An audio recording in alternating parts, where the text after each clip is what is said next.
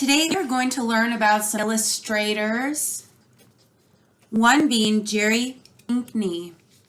So follow along as I read to you his story. It says, "My story. I think I might have first gotten interested in art because of my two older brothers who drew. They liked to make pictures of airplanes, cars, things of that sort. I got started by mimicking them, trying to draw what they drew. I remember an incident in the first grade when I was growing up in Philadelphia that sort of shaped the idea in my mind that I want to be an artist. For a Fire Prevention Week project, I got to draw a red fire engine on a big sheet of brown paper. I got a lot of attention from that and I liked it. I was encouraged by my teacher, and as I kept drawing, I became the class artist. Probably part of the reason that I focused on my drawing so much was that I felt I wasn't very strong in other areas. I was able to escape some projects by drawing the assignments. I was able to take private art classes when I was in junior high school. My father was a handyman who did painting, plumbing, electrical work, gardening, a bit of everything. He had several clients who knew of private art classes, and I remember taking classes in different neighborhoods. Usually, they were still life painting classes. When I was 11 or 12 years old, I had a newspaper stand on the corner of a fairly large intersection in Philadelphia. I would take my drawing pad and sketch while I was there. An artist named John Linney, who was a cartoonist for the Henry comics, noticed me drawing. He took me to visit his studio, which was about a block away. From time to time, I would go see him and he would give me different materials to work with, different art supplies. So at that early age, I had a sense that it was possible to make a living doing art. Knowing him and seeing how he helped me understand the possibilities of using one's talents. One early influence was the work of Arthur Rackham, who was an illustrator of children's stories. I liked the quality of his drawing and how he used color. I later went to Dobbins Vocational High School and took commercial art classes that introduced me to lettering and technical drawing, airbrush, and all kinds of media. In the 12th grade, we even attended some figure drawing evening classes. There was a competition for scholarships to the Philadelphia Museum College of Art. Only 4 or 5 were available. I had to show a portfolio and write a paper stating why I wanted to attend. It felt great to win a scholarship, and I began studying advertising and design. But I soon realized I enjoyed painting and printmaking classes even more, and drawing became very important to me. I began doing greeting cards, advertising, and textbook illustration in Boston. The textbook work made me realize I liked illustration that was tied to a story. Book illustration seemed freer than some of the work I was doing. Working with a manuscript was very exciting. I also began to put some effort into looking at and researching African American artists. I admired Charles White, whose strong graphic drawings gave such dignity to the Black figure. I was also impressed by the photographs of James Van der Zee. If you look at the work of these two men, I think you'll see their influence in my book, Home Place. I've won a lot of awards for my art, and it feels wonderful to know that my work is appreciated. My work includes a mixture of things that I, myself, have appreciated. In some ways, it is a testimony to be able to state through my art, yes, these people have influenced me and I'd like to say it now." Wow. Jerry Pinkney. He had a great work of influence that we read here on this second page. He was influenced by other artists. He was influenced by the things that he saw around him. He had family members who were helping to influence and shape him by the classes they put him in. He found a mentor to help him.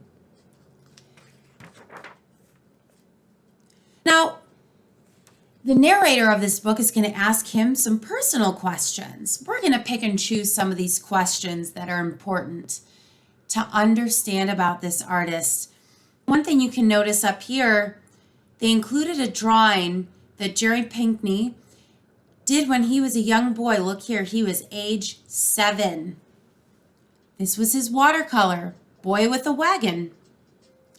And it says here, drawing as much as possible if you want to one day be an illustrator, especially draw from life. It's a great mantra or a great motto to live by. Draw as much as possible if you want to one day be an illustrator, especially draw from life. Jerry Pinkney was influenced by the things he saw around him. So the narrator asks, where do you get your ideas from? Most of my work comes from the text, which I use as sort of a springboard, because remember, Jerry is an illustrator for books. I try to find stories that allow me to make some kind of personal statement. For example, I'll find manuscripts that deal with the African Americans and our history in this country. So the ideas come from the story, but also from my own personal commitment. So Jerry finds a way to identify with the stories that he draws from. Because as we know as artists, you have to be inspired to create.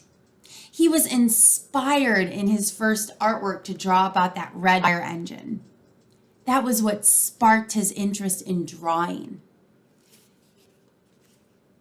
What is a normal day like for you?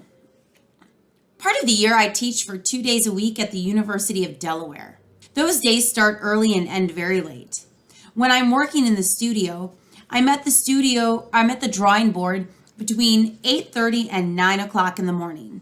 I get started easily and work straight through the day, taking a break for lunch or maybe to take a walk. Usually my day ends between 8:30 and 10 o'clock at night. So many things that can happen during the day need to be taken care of as well.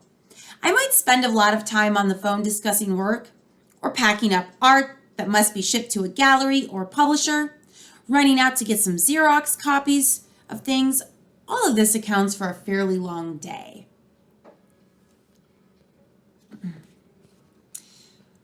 Let's move over here to question 5. Let's find out, what does Jerry love to draw most?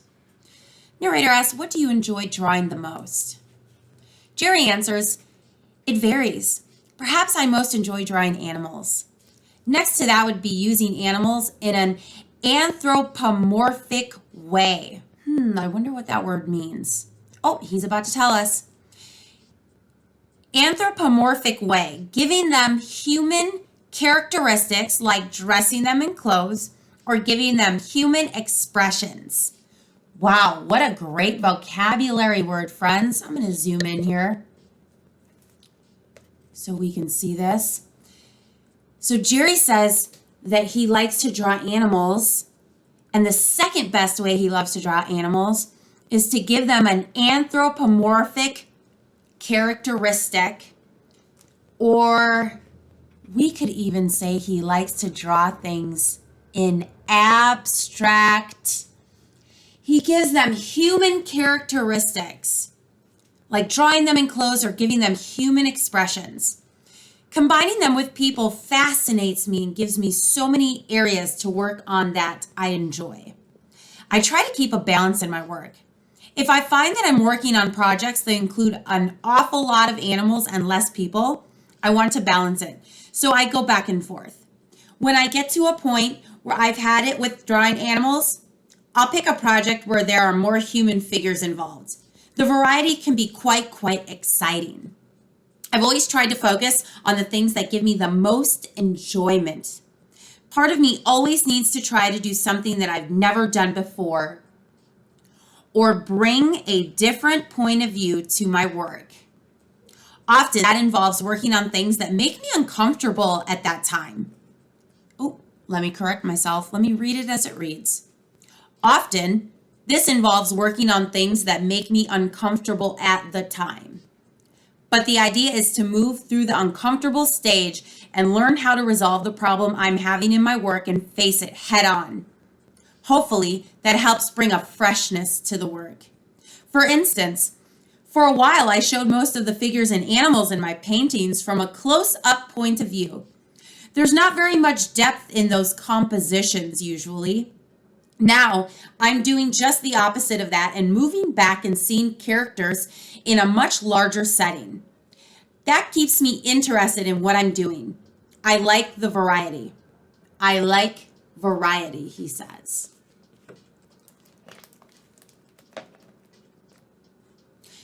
We can learn a lot from Jerry in his answers as he gives us an inside look to what inspires him, motivates him, and drives him as an artist, and what it looks like to be an artist who continually wants to be better. Remember, friends, I've told you many times that this is not just about art. We're developing as people.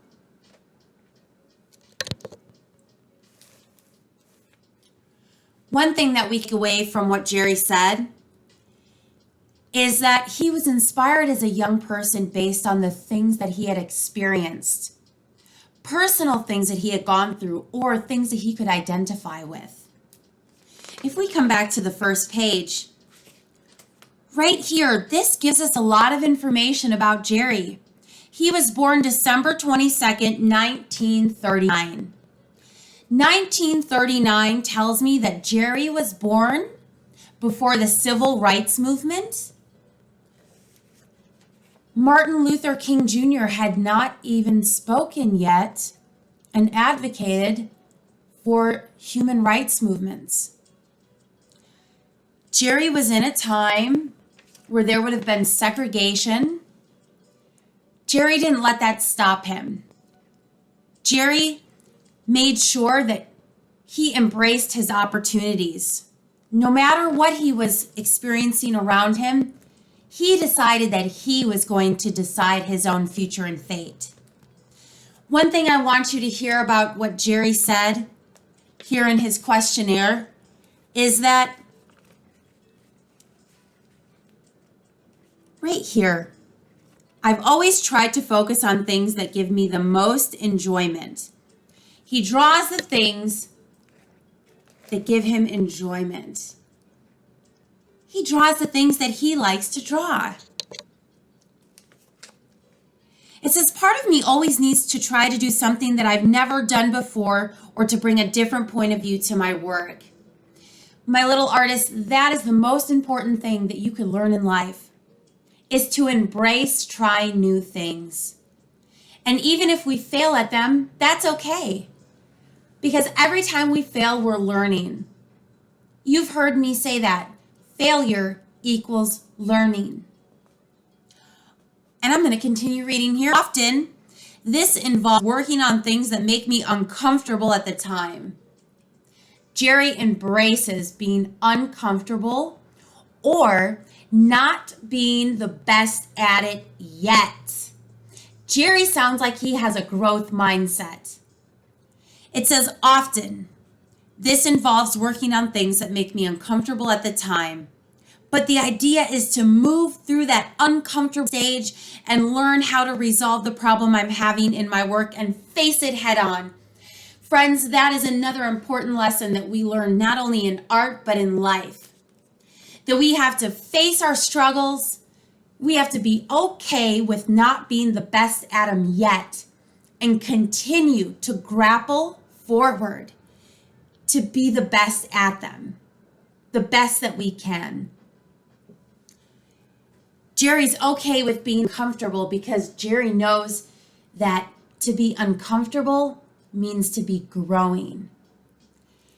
So friends, our next project is going to embrace our inner creativity, learning something new, sharing our experiences through our artwork and being okay with any mistakes that we make along the way, because it means that we're getting a little bit closer to being the best that we can be.